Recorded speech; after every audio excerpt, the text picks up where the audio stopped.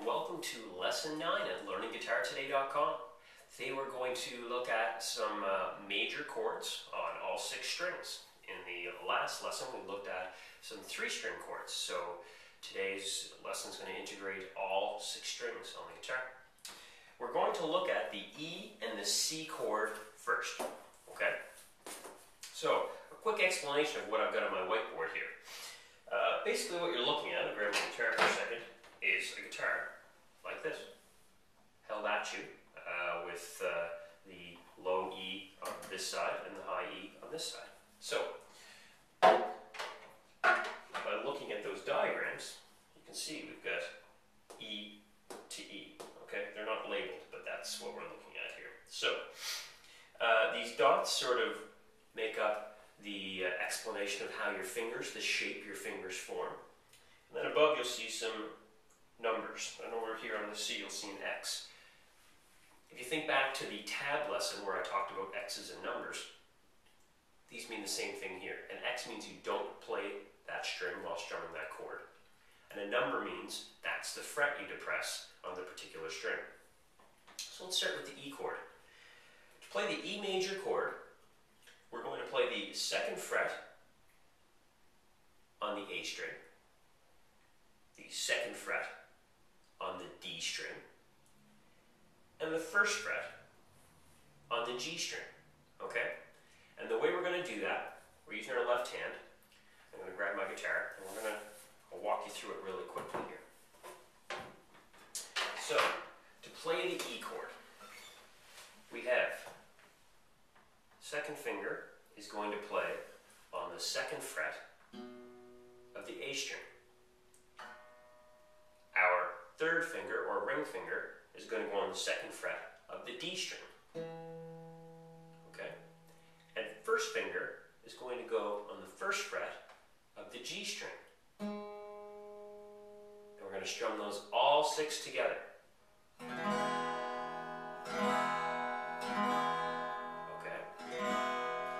Think back to prior lessons and the first techniques we talked about. We want to ensure we're using the tips of our fingers. Our thumb is down and back. And we're not pressing too hard. We're just pressing hard enough to make the strings connect on the neck. Okay? Here's an up-close shot of the E chord so you can see the shape that we're actually doing. Okay, so our E chord, what we're going to have here is we're going to start with our 2nd finger, or our middle finger, and we're going to put that on the 2nd fret of the A string. Then we're going to use our ring finger and we're going to put it right underneath it on the 2nd fret of the D string. Then our index finger is going to go on the 1st fret of the G string. We're going to strum all 6 strings at once. Okay? So your pinky's just sort of hanging out there. Notice how I'm using the tips of my fingers and you can't see the thumb coming up over top. Okay, so now the C chord. The C chord's a little different. We're still using 3 fingers, but a couple differences. We have an open string between 2 of our fingers, plus we're not playing the low E, we skip that. So to make the C chord, we play the 3rd fret on the A string, the 2nd fret on the D string, we're open, not playing anything on the G string, and then we're on the 1st fret of the B string. So we're kind of, like the shape shows, we're making sort of a slant with our fingers towards the nut. So let's take a look at the C chord. So, we're going to start with our ring finger this time, on the 3rd fret of the A string. Okay? Then we're going to use our 2nd finger on the 2nd fret of the D string. The G string is going to be open, and we're going to use that 1st finger on the 1st fret of the B string. And when we strum this chord, we're not going to play our low E, we're going to skip that. Okay?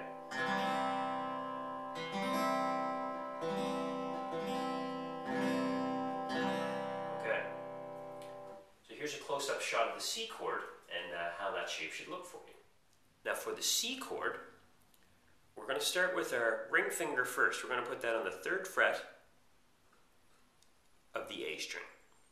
Then our 2nd finger, we're going to put on the 2nd fret of the D string. The next is going to be open, and then our first finger is going to go on the first fret of the B string. Now remember, we don't strum our low E string when we're playing the C.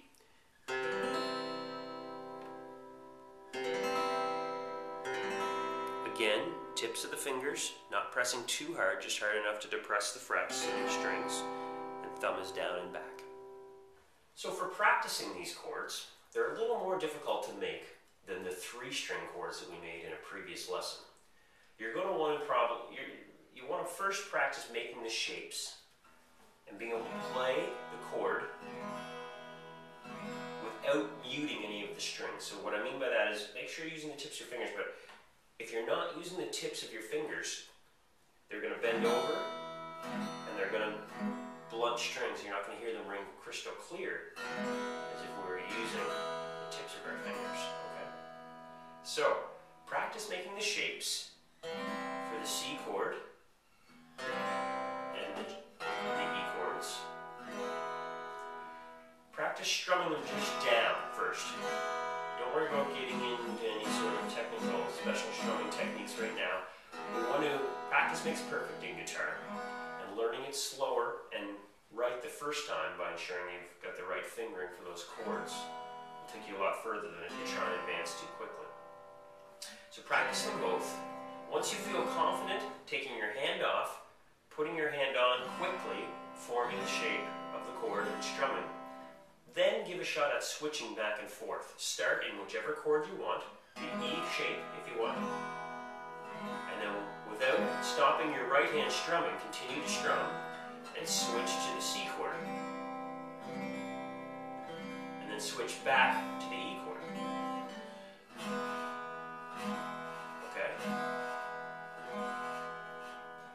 When you first try this, what will probably happen is you'll stumble a little bit trying to get your fingers in the right place when you're trying to switch to the C or the E, and that's okay because you've never done it before. Your fingers aren't used to making those shapes. Don't get discouraged. It's going to take some practice, but practice not stopping strumming when you make a mistake on the other hand. We want to separate our movement in our fretting hand and our strumming hand. So we want to remember the constant, steady strum of the right hand, and then the left hand's making the changes with the chords. So practice that. Don't get discouraged. Don't try to go too quickly. And if you're stumbling when you try and start switching them, go back to just playing them on their own. And go back to taking your hand off the neck and going back and making the shape again. Off the neck, going back and making the shape again. Same with the C. And do that with all the other major chords we're going to learn as well. And that will help you build a muscle memory in your fretting hand on how those shapes are supposed to be made, and it'll help your hand feel a whole lot more natural when you're making those chords. So that's the end of today's lesson. Thanks for watching.